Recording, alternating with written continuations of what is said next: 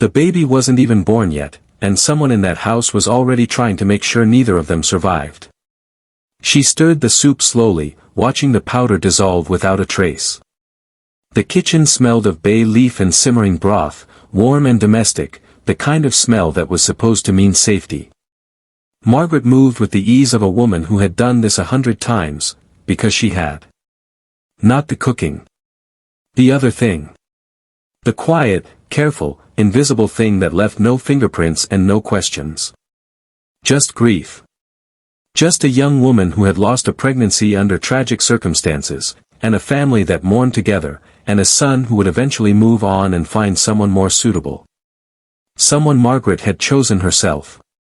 She tapped the spoon against the edge of the pot and reached for a dish towel, dabbing her hands with the unhurried calm of a woman who believed she was completely alone in what she was doing. She had researched the dosage for 3 weeks. She had ordered the compound through a contact she trusted, someone who had helped her once before, years ago, when her first daughter-in-law had become inconvenient.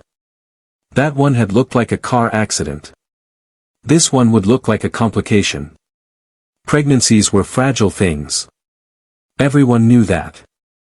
No one would ask too many questions, not with her connections, not in this town, not with the story she had already begun carefully planting in the minds of neighbors and friends. The stress of the marriage. The girl's difficult temperament. The way she had never quite fit into the family. Margaret lifted the ladle and poured a generous portion into a ceramic bowl, the pretty one, the one she brought out when she wanted to appear loving, and set it on a tray with a folded napkin and a small glass of water. She even added a sprig of parsley. She believed in details. She carried the tray down the hall, her footsteps soft on the hardwood floor, and stopped outside the bedroom door. She could hear her daughter-in-law moving inside. She composed her face into something warm, something maternal, something that had fooled every single person who had ever looked at it. She knocked twice and opened the door with a smile. "I made you something," she said gently.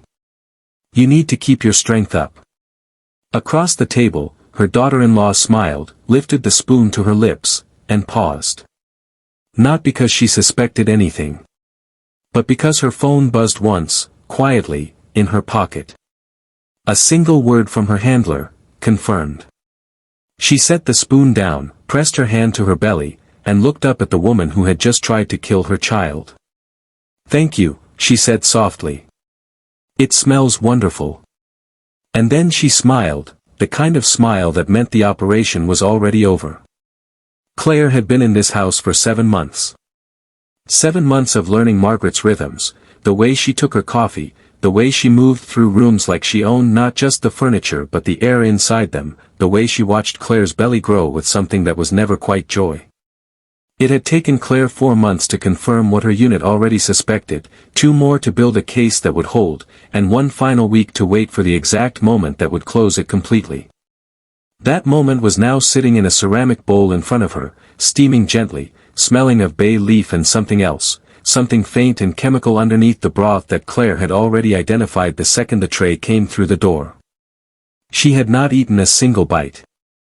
She kept her left hand resting on the curve of her stomach, feeling the small, insistent movements of her daughter against her palm, alive, safe, entirely unaware of what her grandmother had just attempted. Claire had made a promise the morning she accepted this assignment, standing in a bureau office with a folder of photographs spread across a conference table. She had looked at the faces of the women who had not survived Margaret's particular brand of hospitality and she had said, quietly and without drama, that she would be the last one. She had meant it. She had built every carefully constructed conversation, every soft smile, every performance of vulnerability around that single promise. Her phone buzzed again. 2 words this time, "Move now." Claire set the spoon down beside the bowl with a small, deliberate click. She looked up at Margaret, really looked at her, for the first time without the performance between them, and reached slowly into the pocket of her cardigan. Not for her phone. For the badge she had carried every day for 11 years and had never once been so glad to hold. "Margaret," she said quietly. "I think we need to talk." She set the spoon down, pressed her hand to her belly, and looked up at the woman who had just tried to kill her child. "Thank you," she said softly. "It smells wonderful." And then she smiled, the kind of smile that meant the operation was already over. The door opened before Margaret could speak.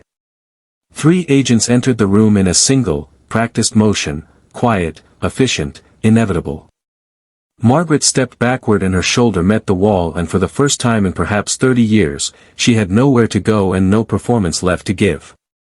The carefully constructed warmth drained from her face so completely that it was almost shocking to watch, like a mask lifted to reveal not another face underneath, but simply nothing. A cold and calculated emptiness that had always been there, hiding behind casseroles and folded napkins and sprigs of parsley placed with loving intention on a tray carrying poison. "You can't," she started. "Margaret Holloway," Claire said, standing now, her badge open in her palm, her voice steady and clear and entirely without anger. "You are under arrest for the attempted murder of a federal officer and her unborn child, and for the suspected homicides of Diane Reeves and Patricia Crane." She paused for just a moment. "We have everything." Margaret looked at the bowl on the table. She looked at Claire's hands, at the badge, at the visible curve of the pregnancy she had tried to end, and something moved across her face that was not quite guilt and not quite shame but was perhaps the first honest emotion she had expressed in decades. The realization that she had been seen. Truly, completely seen. That every careful calculation, every quiet elimination of inconvenience, every story she had planted and tended like a garden, all of it had been watched, recorded, and remembered by the woman she had believed was her most successful victim yet. They led her out through the hallway she had walked 1,000 times. Past the framed family photographs. Past the kitchen where the soup still simmered on the stove. Past the front door she had always controlled, who came through it, who was welcome, who eventually disappeared. Claire stood at the window and watched the car pull away. She pressed both hands against her stomach and felt her daughter move, a slow, rolling shift, as if she too understood that something had just ended and something else, something safer, had been given room to begin. She thought about Diane. She thought about Patricia. She thought about all the women who had sat at that same table, lifted that same spoon, and trusted the person who placed it in front of them, because that is what we do. We trust the people who are supposed to love us. We accept the bowl that is handed to us with a smile. We do not always know, until it is far too late, that the hand offering comfort was never safe at all. But sometimes, not always, not often enough, but sometimes, the person sitting across the table already knows. Sometimes the woman who appears most vulnerable in the room is the one who has been quietly, patiently, and completely in control the entire time. Claire pulled on her coat, took one last look at the house, and walked out into the pale morning light. Evil is rarely loud. It sets the table. It lights the candle. It asks if you are warm enough. And it depends, above everything else, on the belief that no one is paying close enough attention to see it clearly. The greatest mistake the wicked make is assuming that kindness is the same thing as blindness, that a woman who smiles and says nothing must not understand what is happening around her. But silence is not ignorance. Patience is not weakness. And sometimes the most dangerous person in the room is the one everyone forgot to fear.